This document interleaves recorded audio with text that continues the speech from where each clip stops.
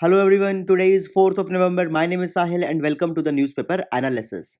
Friends, today into the GS folder, we will be seeing the difference between the patriotism and nationalism which has been given by the Sidney J. Harris, the American journalist. So he says that the difference between patriotism and nationalism is that the patriot is proud of his country for what it does and the nationalist is proud of his country no matter what it does. The first attitude creates a feeling of responsibility, but the second, a feeling of blind arrogance that leads to war. Now, guys, even Rabindranath Tagore had criticized the idea of nationalism into his book on nationalism. Now, guys, into the present times, it becomes very much important that a clear cut divergence is need to be made between the patriotism and nationalism, and people need to be get realized that actually patriotism is a social value which brings the cohesion, which brings the much needed welfare into the society, and nationalism has been a political ideology which has been used and abused since the inception of the modern state system. Now guys, this particular thing becomes even much relevant because already into the UPSC mains exam, the question has been asked onto the patriotism and it has been asked that what it means to you. So guys, into this particular regard, this is a very important thing. Please do utilize it into the answers related to GS paper number 4 as well as into the essays. So guys, that's it. And now let's take the newspaper analysis. Now, friends, let's take the overview of the articles that we will be discussing today. Guys, I would like to tell you that please go and visit our Telegram channel. There, I provide all the infographics that I am using here into the PDF format. Also, the news articles into the PDF format are also provided there. Now, guys, this is the Press Information Bureau. And the first important news item that we can see here is by the Ministry of Consumer Affairs, Food and Public Distribution, where the rice fortification scheme has been talked, which has now been announced. Then guys, here we can see that the NCAER report has mentioned the economic benefits that will be coming by the investment into the monsoon mission and high performance computing facilities. So we will be doing this. Then guys, here we can see that the tele law initiative has been mentioned. So guys, we will be seeing this also. Then guys, apart from the PIB, we will be taking some other articles also. So this particular article has been taken from the Hindu newspaper. It is talking again by the fortified rice. After that, guys, this particular article has been taken from the Business Standard, and it is talking about the sovereign wealth fund to which India had given the exemption. Then, guys, this particular article, it is talking about the ethanol blending program. We will be seeing it. Very good article. Then, guys, this particular article I have taken from the web edition of the Indian Express newspaper, and it is talking as how the PM Swanidhi scheme will be helping into the comprehensive poverty reduction. Then guys, this particular article has been taken from the Live Mint, and it is talking about the recent water risk filter report. Then guys, this particular article I have taken from the Hindu newspaper, and it is talking about the divestment strategy, a very good article. However guys, today into the Hindu paper, much articles have not been there. So guys, that's all about the articles, and now let's discuss them in detail. Now, guys, this first news I have taken from the Business Standard, and it is very much important with respect to our GS paper number 3, the economy, economic resources, and the mobilization of finances. Now, guys, what has happened here? The government has actually gave the Abu Dhabi Sovereign Fund the status of 100% tax exemption, and this is the first time this particular thing has been done. Now, in order to make this particular thing understandable, I will be starting from the very scratch. So guys, what happened into the present times, we had seen that the investment has been very much low. Number one, the private sector is not coming forward to invest because the return on investment is very much low due to the weak economic conditions. Secondly, guys, the government or the public investment can also not be made because government is consolidating the expenditure, because the fiscal responsibility budget management act, which was reconstituted recently after the NK Singh committee, had laid certain conditionalities onto the government. So guys, therefore government into the Finance Act of 2020 explored that the sovereign wealth fund as well as the pension funds who are investing into India, they will be given the 100% tax exemptions. For example, if they have invested in some kind of instruments where they receive the income via the interest onto that particular transaction, there will be no taxes. Then if they have invested into some company's shares and they are receiving the dividend on that, also there will be no taxes. And thirdly, there will no LTCGT, that is the long term capital gain taxes. Now, guys, what is a long term capital gain tax? Now, suppose, guys, you have bought a property. Now, this property you bought in 2015.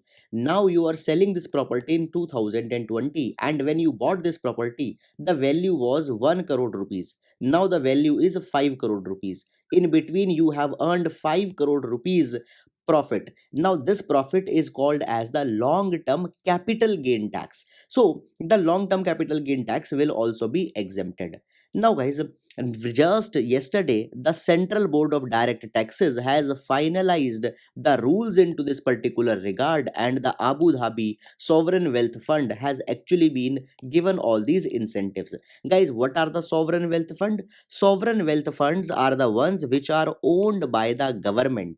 Now, guys, Indian sovereign wealth fund is this. Suppose the government of India decides that's 1000 crore rupees we are keeping aside, and this particular money will be invested in other countries. So, this 1000 crore rupees is a sovereign wealth fund of India. So, similarly, there is a sovereign wealth fund of Abu Dhabi also. Now, guys, there are 34 key infrastructure sector where the incentive will be provided if the money is invested.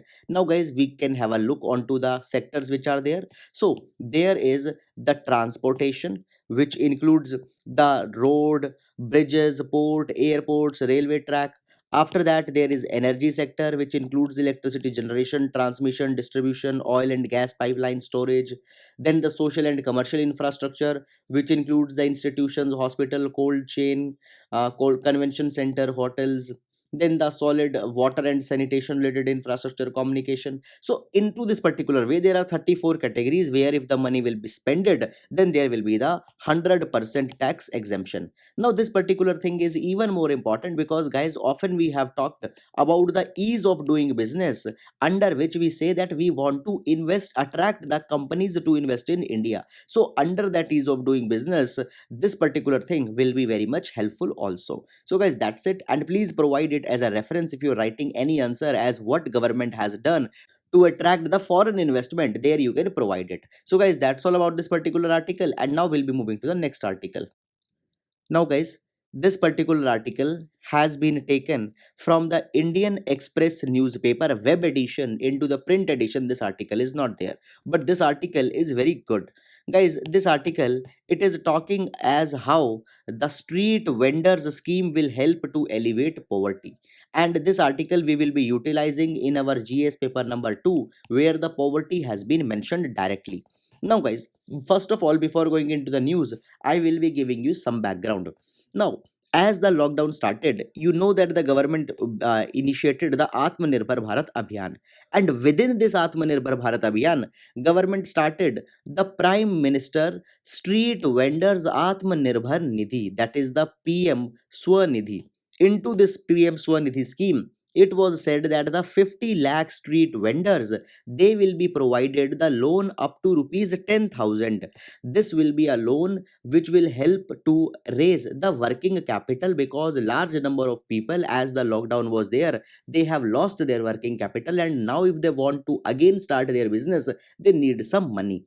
Now, guys, as street vendors, this some very petty and small kind of businesses, it has been said that this 10,000 rupees loan will be much enough. Now, guys, already 25 lakh street vendors have taken up the loan under the PM Swanidhi. And now, guys, government is thinking to move a further one step ahead under this PM Swanidhi scheme.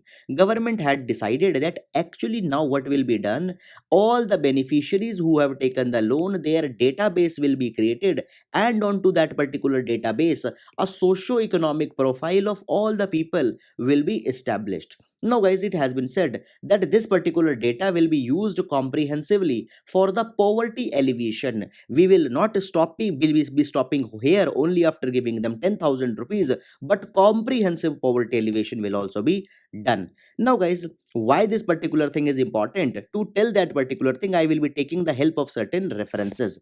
First reference I will be taking is from Observer Research Foundation, which is a think tank. Now, according to ORF, 1.18 million households are dependent onto the vending as their primary source of livelihood. Then, guys, according to the NSSO, 2 lakh women and 2 lakh 15,000 children are dependent onto the street vending. And guys, if I tell you one particular report, that is the hawkers and urban informal sector, a study into the 7 cities, this particular report says that often these street vendors are earning even below the minimum wage. So but these particular references points to two things. Number one, large number of people are involved into the street vending. Secondly, the remuneration is not very much lucrative. So guys, government had to pay attention onto this large chunk of section, so therefore their poverty alleviation becomes very much important. Now, guys, what is government's master plan now? Now, government had said that actually what has happened, the banks have collected the information of the people when they were being given the loan.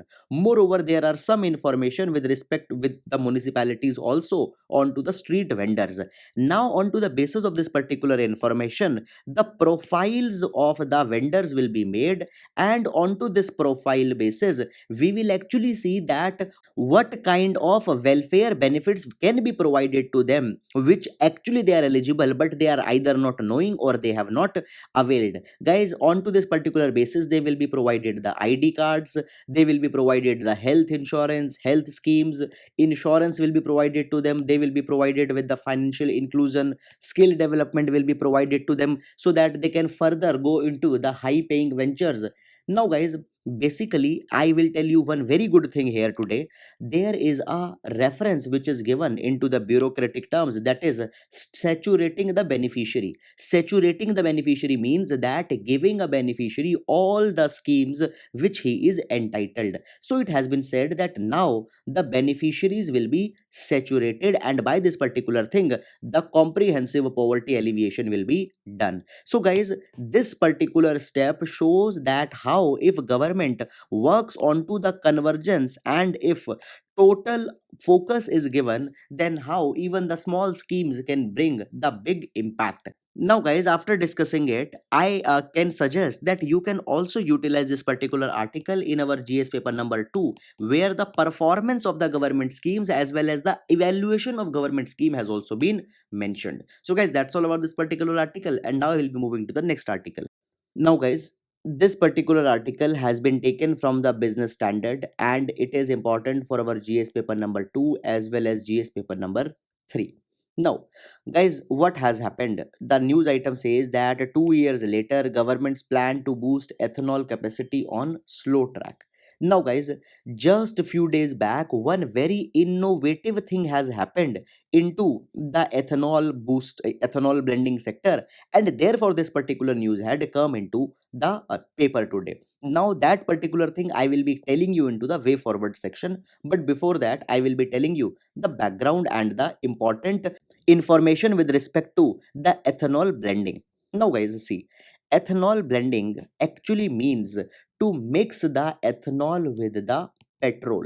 Now, guys, the ethanol molecule, it also contains the oxygen, and as oxygen will further improve the combustion, there will be some benefits will be coming. Number one, if combustion is proper, obviously the particulate material, or basically the earned burnt kind of exhaust which are there, they will be very much less. Secondly, guys, what will happen when this ethanol will be blended, obviously the actual quantum of petrol will be reduced. Suppose if in 1 liter you are mixing the 50 ml of ethanol, then guys, just this 50 ml, if it is infused in 10 crore liters, then suppose the just think that how much of the actual carbon petrol will be saved.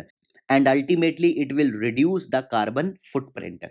Now guys, since 2003 government is talking about the ethanol blending with the petrol, and guys, initially the target of 5% of ethanol blending by volume was to be done.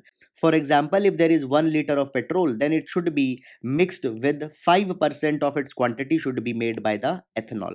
Now guys, what has actually happened 2 years back? 2 years back, that is in 2018, government updated the national biofuel policy. And guys, here the government actually emphasized that the ethanol production should be enhanced. Now guys, ethanol can be made as a bioproduct into the sugar companies. Therefore, the sugar companies were said that the ethanol production can be increased. Guys, the ethanol which will be produced by the sugar cane, that is called as the first generation of ethanol. However, there is a second generation of ethanol also, which can be derived from the maize, from the broken rice, etc. So it was focused that the second generation of ethanol should also be increased, its production should be increased. And guys, it was said actually that by 2022 the 10% of petrol will be blended by the ethanol, and by 2030 it was said that nearly 20% of the petrol will be blended with the ethanol. This was the target which was taken here. Now guys, actually in order to make this particular mechanism very lucrative, in 2018 government also said that the ethanol will be procured by the oil marketing companies at the attractive prices. These prices will be revised so that even the sugar industries which are making the ethanol, it is lucrative for them. Moreover, it was also said that the sugar companies, they will also be provided the soft loans so that they can make up the distilleries, they can upgrade their facilities, and they can actually make the ethanol into the much larger quantities. All these were the things which were said into the 2018. But now guys, when we reach to 2020, we actually see that nothing substantial has happened here. Neither the ethanol blending which was to be increased, it has increased. Now guys, I have told you that the target by 2022 was to go up to 10%, but what is actually percentage right now?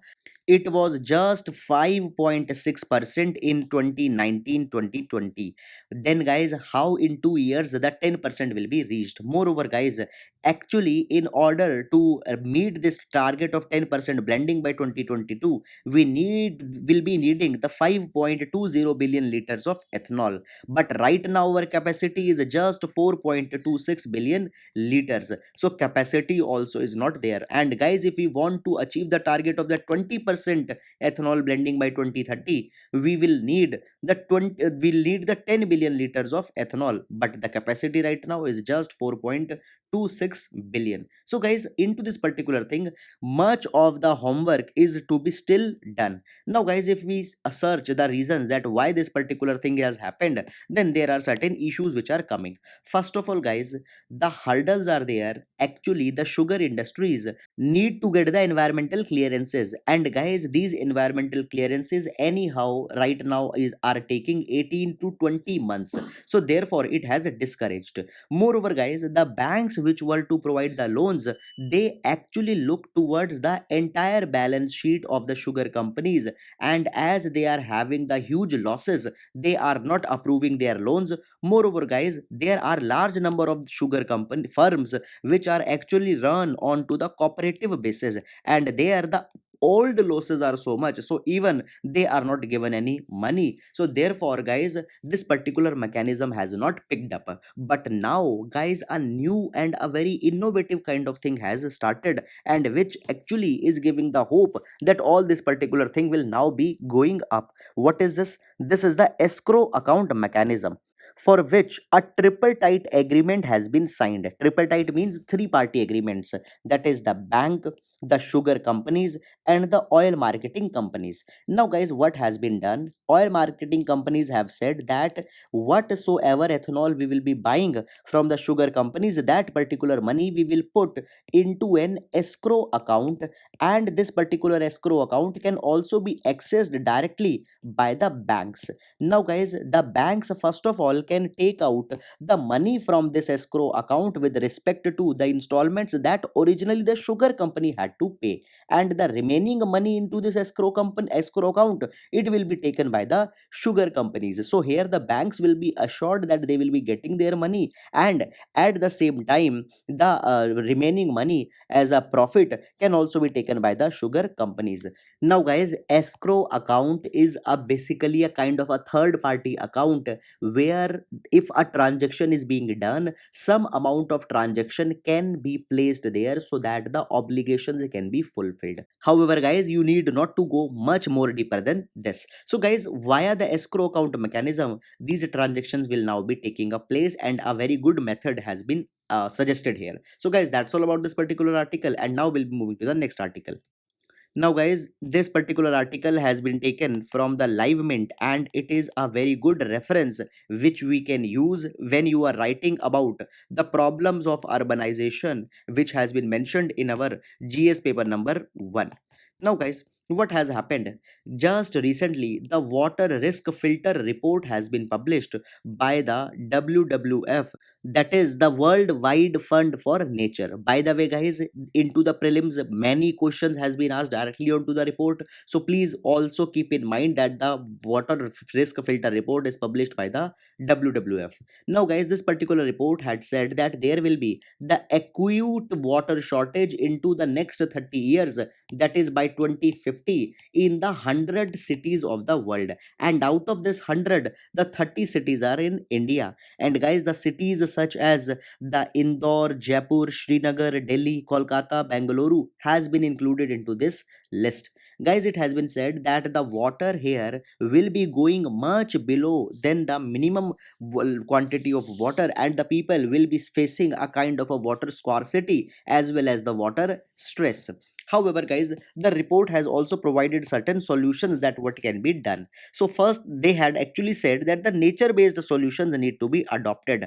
Number one, restoration of urban watersheds, then the rejuvenation of the wetlands, reconnecting the river to the floodplains, and a kind of a multi stakeholder approach is needed where the local communities, civil societies, they should come together and should actually identify that how these water scarcities can be resolved. Now, guys, you might have heard that it was said that if the World War III will be fought, then it will be fought because of the reason of water. Now, guys, into this particular thing, this particular report becomes very much important as it is actually highlighting how severe is the problem of water. So, guys, that's all about this particular thing, and now we'll be moving to the next article. Now, guys, this particular article has been taken from the Hindu newspaper, and this particular article is again giving a very good idea with respect to controlling the global carbon emissions, and therefore it is very important for our GS paper number 3. Now, guys, we right now know that the basically fossil fuels, they are leading to so much of the problem. And guys, if I give you the reference of the IPCC fifth assessment report, it has been said that, guys, if we want to actually control the global temperature rise up to 2 degrees Celsius, then maximum 2900 gigaton of carbon emission we can do.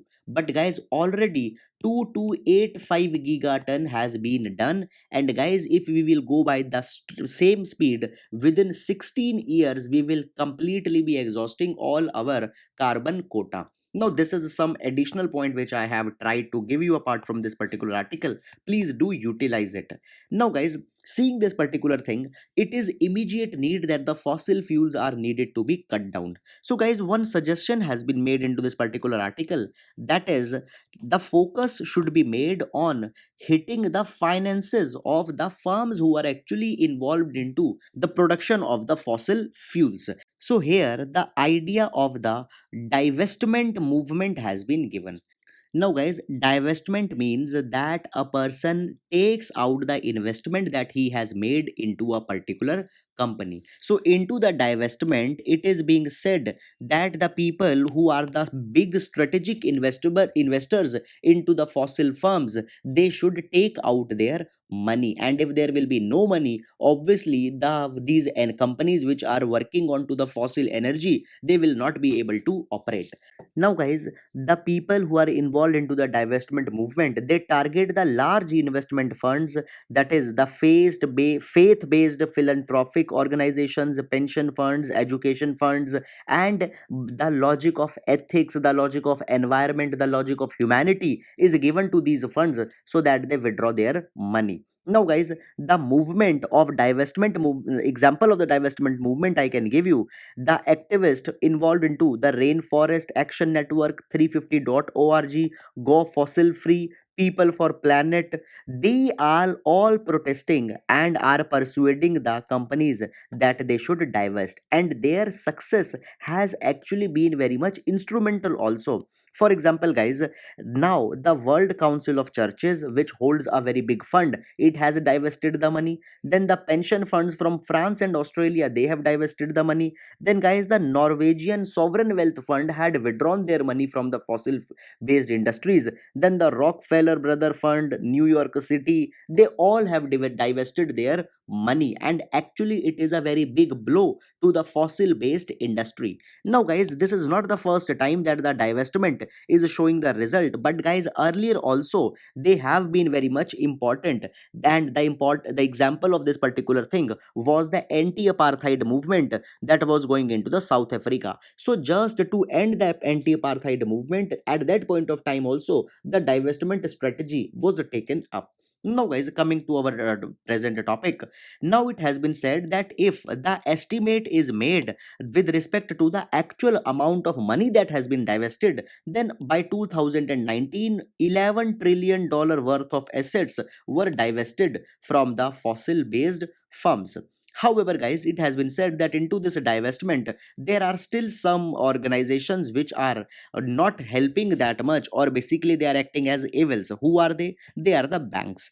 Guys, according to the Banking on Climate Change report, it has been said that within the last few years, the money up to the tune of $2.7 trillion has been provided to the fossil industries, and $975 billion has just been invested into the 100 companies between the year 2016 to 2019. So actually they are getting the money from the banks, and therefore the divestment is not actually working onto its full potential. But guys, the article says that now these things are changing, and now actually the banks are also understanding that their objectives are not going in sync with the target, or sorry, the challenge that we have taken into the Paris, that is to control the temperature rise up to maximum of 2%. So therefore now they have actually said that we will align with the Paris pledge. And the example of this particular thing can be seen.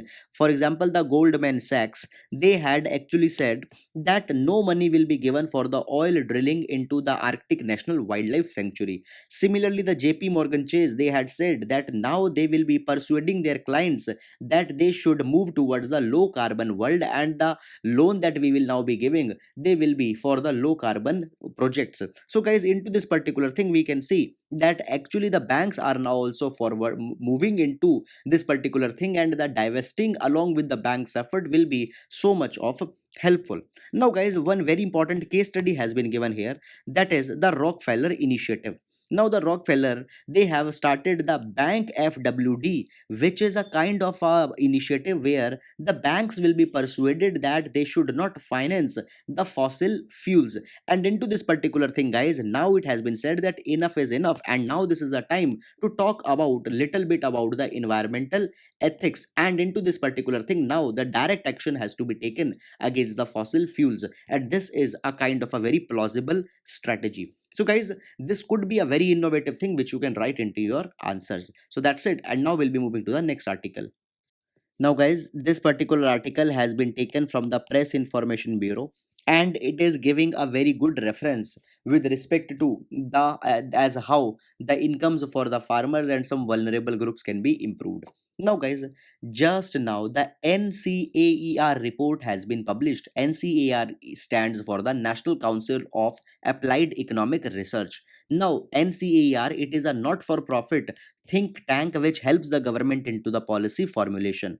And NCAER had said that if 1000 crore rupees are invested in two of the initiatives, that is the National Monsoon Mission and the High Performance Computing Program, then into the coming 5-year period, more than 50 times of return on investment can be achieved. It means that this 1000 crore rupees will be giving benefits worth rupees 50,000 crore. Nearly 1.707 lakh BPL households will be benefited, and along with them, the 53 below poverty line fishing folks will be getting benefit. Now, guys, it has been said that often India faces the problem because we are not able to predict the monsoon, we are not able to predict the rainfall that will be coming, the hazards we are not able to predict, and it leads to a large number of property cost as well as cost for the human life. And if government will invest money here into these two particular projects, the prediction with respect to the weather, climate, rain, flooding, etc. will be very much good, and the people will be getting the benefit. Moreover, guys, the crop failure, crop planning, etc. will also be getting very much streamlined. So therefore it has been said that the government should urgently invest into these two initiatives. However, guys, that's all about this particular thing. You just can give it as a reference. And now we'll be moving to the next article. Now, guys, this particular article has been taken from the PIB, and a similar article has also been carried into the Hindu newspaper. So, we will be seeing them both. Now, guys, what has happened? Just now, the Ministry of Consumer Affairs, Food and Public Distribution, and under it, the Department of Food and Public Distribution has actually started a centrally sponsored pilot scheme. Now, this particular scheme was already also going, but now it has been expanded to 15 of the states. What will actually be happening here? Now the children will be provided the fortified rice. So fortified rice actually means that particular kind of rice which is infused with the iron, folic acid and vitamin B12.